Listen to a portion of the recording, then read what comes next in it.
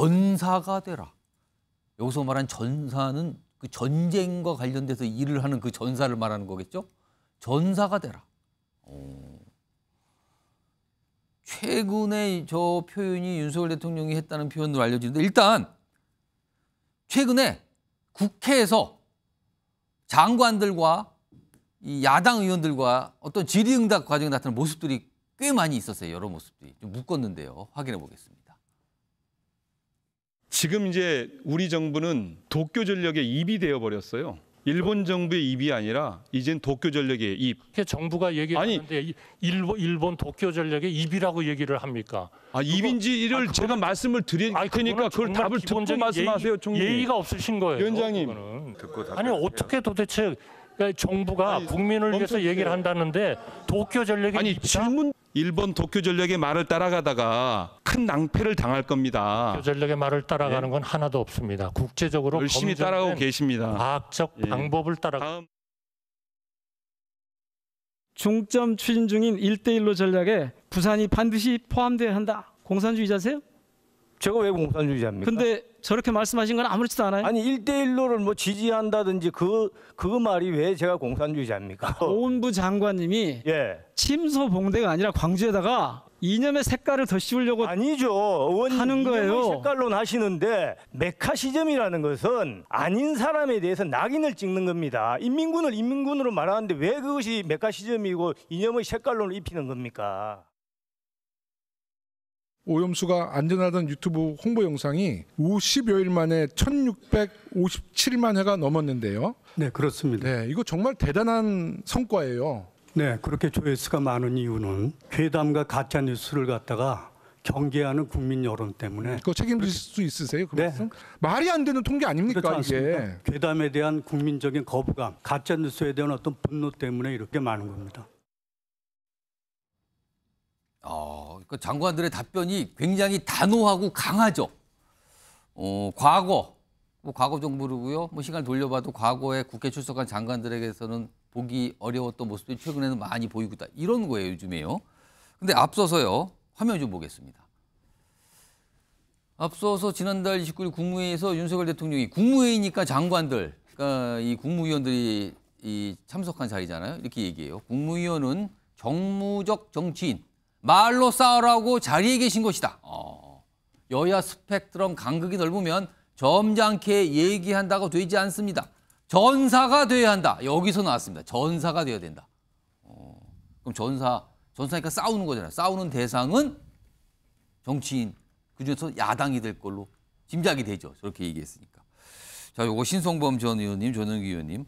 일단 고성이 오가는 국회가 됐어요. 아무튼 이 장관들하고 보니까. 이거는 딱 제가 질문 드릴게요. 누구 잘못입니까? 어떻게 판단하십니까? 시대의 변화로 봐야 되는 거예요. 이거는 언젠가는 왔어야 돼. 그전에는 어떻게 했느냐. 저도 현역에도 봤습니다만 예. 장관들 다 피해갔죠. 의원들은 호통치고 장관은 고개를 숙이면서 유념하겠습니다. 명심하겠습니다. 시정하겠습니다. 검토하겠습니다. 이렇게 빠져나가고 사석에서는 장관들은 모여서 의원 욕을 하고 도대체 뭐 이런 식의. 근데 이게 언젠가는 바뀌어야 될 문제였단 말이에요. 그래 저는 뭐 대통령의 이야기에 이끌었건 간에 국무위원과 국회의원 간에 저는 논쟁이 있는 게 지극히 당연하다는 사실 인정해 줘야 돼요.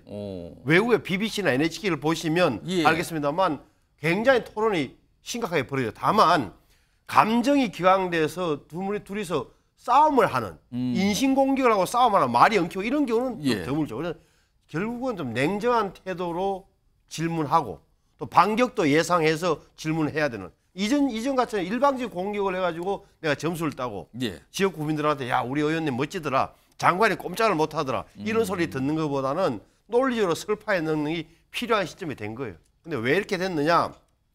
대통령의 말이 시그널이 됐겠죠. 결국은 여야 스펙트럼 간극이 넓은 이 시점에는 점잖아서는 안 된다. 전사가 되라. 적극적으로 자기 부의 이야기를 국회 나가서 하라는 대통령의 시그널이 떨어지기 때문에 이렇게 적극적으로 나서는 거다. 그런 건 분명한 거죠. 전용기 의원께서는 이거 어떻게 판단하십니까 지금? 대통령이 자기 마음대로 하겠다라는 시그널로 읽힙니다. 왜냐하면 정쟁해라, 정쟁하면 마음대로 하겠다라는 이야기를 사실 우리는 1년 정도를 봐왔습니다. 일부러 비판하고자 이런 얘기를 드리는 게 아니고요. 예. 지금 바로 앞에 있는 현안만 보더라도 이런 내용들이 많습니다. 홍범도 장군 것만 봐도 홍범도 장군은 독립 영웅이지 않습니까?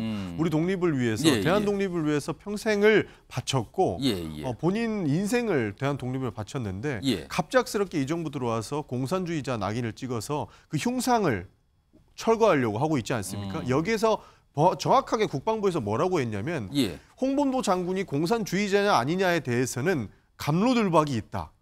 정쟁을 하고 있기 때문에 이 사안들을 한 곳에다가 둘 수 없는 부분이고 이분의 논란을 해결하기 위해서는 다른 데 옮겨야 된다라고 이야기를 하고 있거든요. 이 지점만 봤을 때에도 정쟁거리가 있을 때에는 권력이 있는 사람들이 밀고 가기 좋습니다. 어차피 이거 가만히 둬봐야 정쟁할 건데 왜 우리가 그 사람들의 이야기를 다 들어줘야 되냐.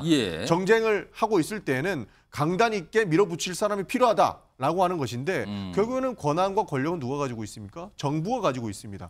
그런 측면에서 국회에서 저렇게 장관과 국무위원과 국회의원들이 막 싸우고 있으면 누군가는 결정해야 되는데 그 결정 권한은 대통령에게 있기 때문에 대통령이 너네 싸우고 있을 때 내가 마음대로 하겠다라는 의도가 저는 숨어 있을 것이라고 보고 있습니다. 자, 국회에서 최근에 사실 한동훈 장관이 국회 갈 때마다 막 목소리 높이고 막 야당 의원들과 이런 아주 격렬한 질문 답변을 보여줬는데 이번엔 다른 장관들도 많이 좀 보여서 좀 소개해드렸고요. 근데 이렇게 되면 이게 협치는 글쎄요, 정말 기대하기가 어려운 상황이 된 건가요? 결국에는 내년 총선을 통해서 뭔가 이 대책 끝이 마무리가 되는 건지 아니면 더 가는 건지 이걸 기다려야 되는 건지 모르겠습니다.